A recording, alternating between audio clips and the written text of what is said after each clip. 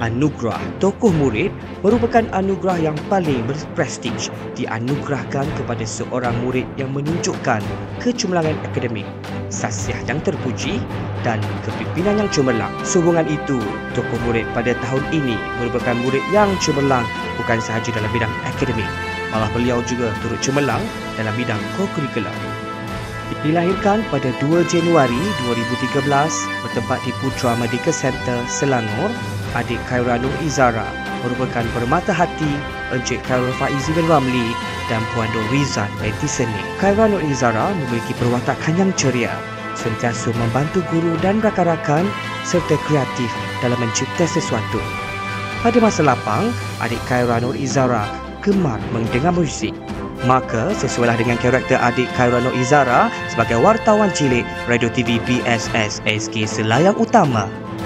Beliau juga aktif dalam aktiviti seni tari dan sering membuat persembahan tarian di sekolah dan juga pernah membuat persembahan tarian dalam Majlis Bermana Citra Daerah Gombak.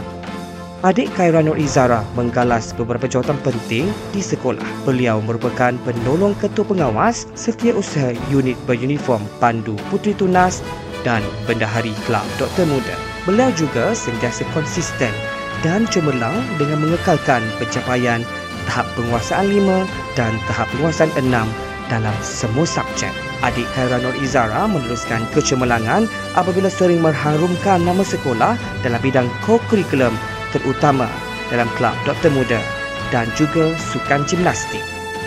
Antara pencapaian yang membanggakan dalam sukan gimnastik ialah beliau mendapat tempat kelima individu dan Johan Batang Titian, tempat ketiga melomba dan Johan berpasukan perempuan dalam kejohanan sukan prestasi tinggi sekolah peringkat negeri Selangor. Selain itu, beliau bersama rakan-rakannya mendapat tempat ketiga dalam pertandingan sudut kesihatan Kelab Doktor Muda. Beliau juga mengambil bahagian dalam pertandingan peringkat kebangsaan iaitu dalam X-Break Happily dan Earth Day Poster Competition.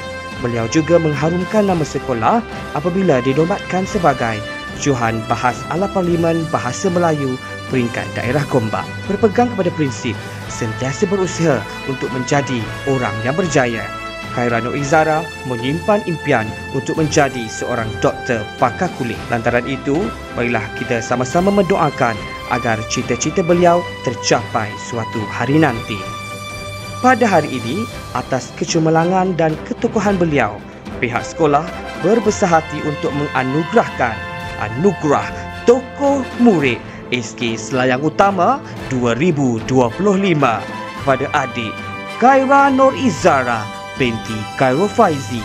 Tahniah dan syabas diucapkan.